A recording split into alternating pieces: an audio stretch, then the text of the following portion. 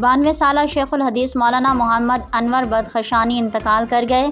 جویا news net work plus کے کراچی سے نمائندے عمر جویا کی رپورٹ کے مطابق 92 سالہ مولانا محمد انور بدخشانی شیخ الحدیث مولانا محمد انور بدخشانی انتقال کر گئے اور وہ عارضہ قلب میں مبتلا تھے۔ نماز جنازہ مفتی تقی عثمانی نے پڑھائی۔ جامعہ بنوریہ عالمیہ کے رئیس ڈاکٹر مولانا نعمان نعیم سمیت جامعہ کے انتظامیہ، طلباء، اساتذہ حضرات مولانا محمد انور بدخشانی کے انتقال پر انتہائی غمزدہ اور افسردہ ہیں۔